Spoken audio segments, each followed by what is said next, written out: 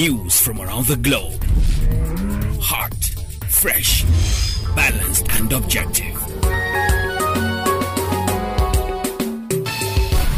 On Unity. Hello and welcome to News Hour on Unity TV. Today is Wednesday, 17th of May 2023 and it's equivalent to 27th of Shawwal 1444 after Hijrah. The headlines. Buhari returns from London after 2 weeks. Strike doctors shun Turks medical tourism gob. 3 billion naira in 3 years. 4 killed as gunmen attack U.S. consulate convoy in Anambra. And on the foreign scene, dead woman wins election in India. And in sports, Inter win Milan derby to reach Champions League final. And those were the headlines. And for details and more of the stories, I am Rukayat Sani Ibrahim. President Muhammadu Buhari has returned to Abuja after attending the coronation of King Charles III in the United Kingdom. The president's aircraft, which landed Tuesday's evening at the Nnamdi Azikiwe International Airport in Abuja, had departed the nation's capital on the 3rd of May for the ceremony, which took place on the 6th of May 2023. President Buhari was scheduled to return to the country after the coronation ceremony in London, but his spokesman, Femi Adesina, announced an extension of his stay in the UK by a week on the advice of his dentist. Meanwhile, hours after his return, the presidency reassured Nigerians that the administration will continue to prioritize the issue of inflation. President-elect Bola Tinubu and the presidential candidate of the New Nigeria People's Party (NNPP) in the 2023 election, Rabiu Kwankwaso, met in Paris. The meeting, which took place in the French capital on Monday, was brokered by Kwankwaso's ally Abdul Mumin Jibril, who was formerly in Tinubu's camp. According to an impeccable source, both men are still in Paris and expected to hold more talks. The source also confirmed that the talks were about the possibility of working together, as well as about how to reconcile Kwankwaso and Kano State Governor Abdullahi Umar Ganduje. Another source who was at the meeting said the All Progressives Congress APC will be happy to welcome Kwankwaso back to the party, but the main subject is getting Kwankwaso to join a government of national unity. Asked if it was possible to see Kwankwaso as a minister under Tinubu, he said it is a possibility. Others who attended the meeting include the Speaker of the House of Representatives, Femi Gbajabiamila, Bola Tinubu's wife, Remi Tinubu, and Kwankwaso's wife, Salamatu. Nigerians spent about $3 billion on foreign healthcare-related services from 2020 to 2022, according to findings by Newsmen. The total spending for the period under review was obtained from the balance of payments database of the Central Bank of Nigeria. This came to the fore on Tuesday as the Nigerian Association of Resident Doctors insisted on starting a warning strike today. The doctors are starting the strike despite the fact that the federal government said it had begun talks with their parent body, the National Medical Association, as doctors cited poor health infrastructure as one of the reasons for the strike. 4 persons have been killed following an attack on a U.S. consulate staff convoy along Atani Osamale Road in Anambra State on Tuesday.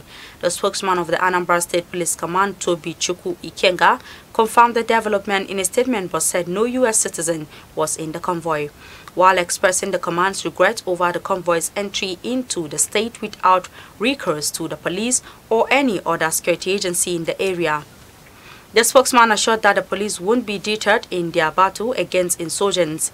In the wake of the attack, the U.S. National Security Council spokesperson John Kirby said no American citizen was affected.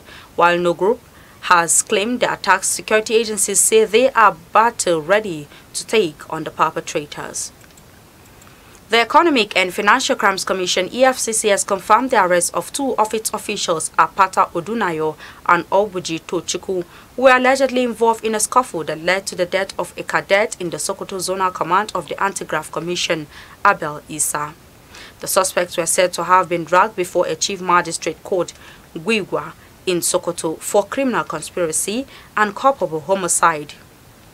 The anti-graft agency also noted that the suspects have been suspended by the commission and handed over to the Nigerian police force.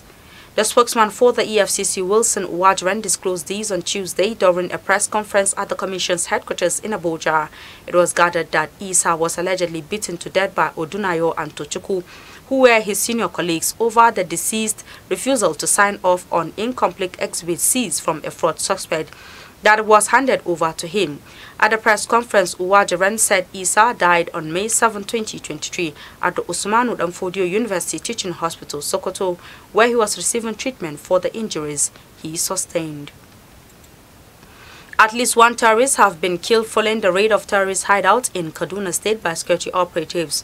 5 other suspected insurgents were also nabbed in the clearance operation involving personnel of the police, military and the Department of State Services DSS in Kaduna and Kano State. Newsman reports that one of the terrorists who wore a suicide jacket blew himself up on Monday.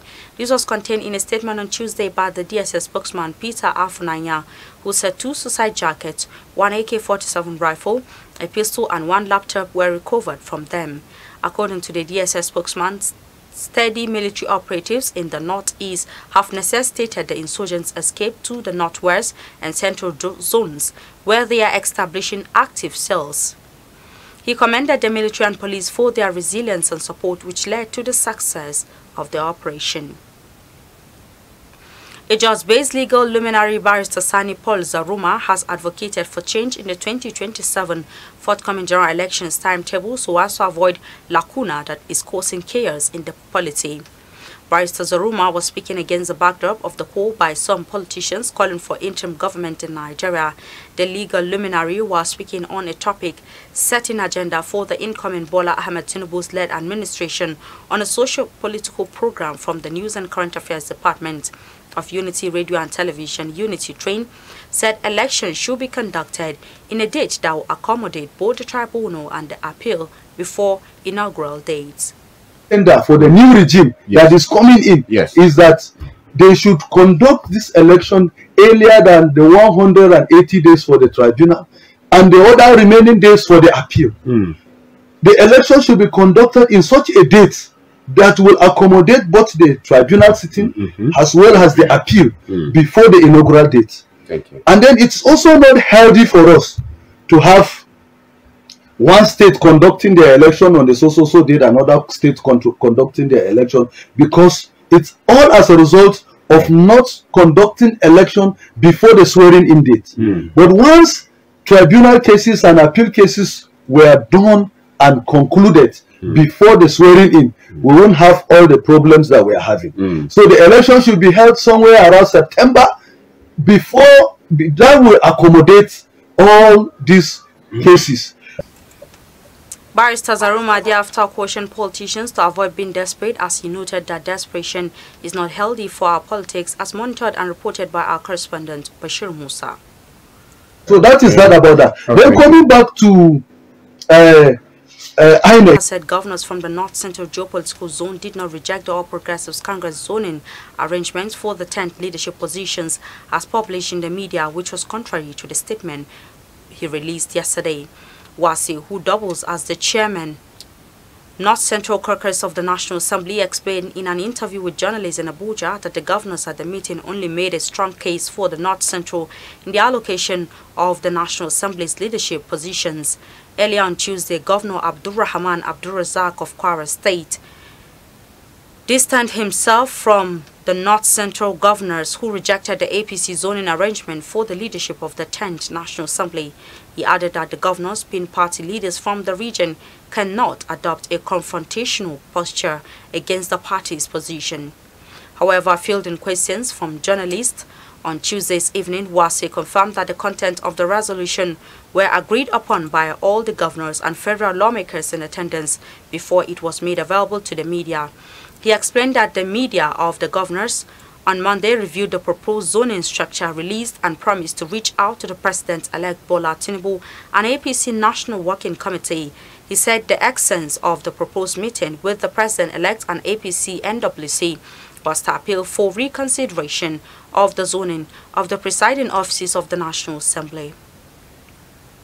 National Chairman of the All Progressives Congress APC, Senator Abdullahi Adamu, yesterday warned Senator Godswill Akpabio and lawmakers-elect tripped to be principal officers of the 10th National Assembly to avoid a repeat of the Bukola Saraki incident in 2015. Adamu also promised to talk to other senators-elect who are aggrieved as a result of the party's zoning formula, saying they must be made to adhere to the supremacy of the party. He said this when Akpabio led 40 of his colleagues to the party's national secretariat. Addressing the senators-elect, Adamu said he was happy that consultations were still ongoing and expressed optimism that APC will have its way. Earlier, Akpabio said he was at the party secretariat to show solidarity and appreciation for his endorsement after wide consultations with stakeholders in Nigeria.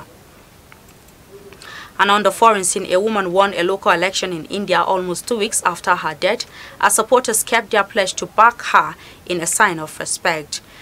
Ashiyabi polled at nearly 44% in the race for a municipal civic body seat in India's most populous state of Uttar Pradesh this month and was declared victorious posthumously. The popular 30-year-old first-time candidate fell ill, reportedly from an acute lung and abdominal infection, and died just 12 days before the poll. Her husband informed election officials, but District Officer Bwagan Sharan told AFP on Tuesday that there was no procedure in place to remove her name from the ballot. Personal, familial, and community loyalists often play a decisive role in India's at times colorful and chaotic elections. And in sports, Inter Milan reached their first Champions League final for 13 years as Lautaro Martinez's sole goal of the match gave them a 3-0 aggregate win against AC Milan on Tuesday. Inter will undoubtedly be the underdogs against either Real Madrid or Manchester City in the final in Istanbul on June 10.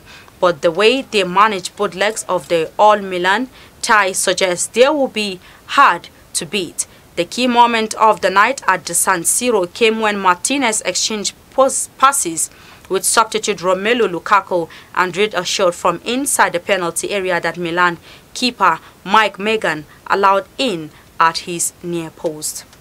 And with the sport news, we've come to the end of our bulletin for today. You can follow us on our social media handles at Facebook, Instagram, and Twitter at Unity Radio FM TV, respectively. You can also watch us live on the satellite decoder Badarsat, which has been watched in about 38 countries of the world free. You can also stream and watch us live on our YouTube channel at Unity FM TV. I am Rukayat Sani Ibrahim. Thanks for watching and enjoy the rest of our programs. I was the head boy in my primary school, senior prefect and best graduating student in my secondary school, but drug abuse almost ruined my life. I was on an average of 2 grams of cocaine per day. I was taking 8 ampoules of pentazosine daily. European shisha, cocaine. I became a user, a dealer, and a gangster. I saw other users drowning. I knew I didn't want to be like them, but I was already trapped. My family disowned me. My employment was terminated. I sold my car, sold my house. I'll go out well-dressed and return shoeless, shirtless in exchange for drugs. I was seeing things that were not real, and I once stabbed myself because I felt something crawling under my skin. I contacted NDLEA and started therapy. I spent 3 months in therapy. I spent 8 months. It's easy to relapse, but your mind has to be stronger than the cravings. Drugs does not love you. You are not the one using drugs. Drugs are the one using you. Say no to drug abuse. Unity.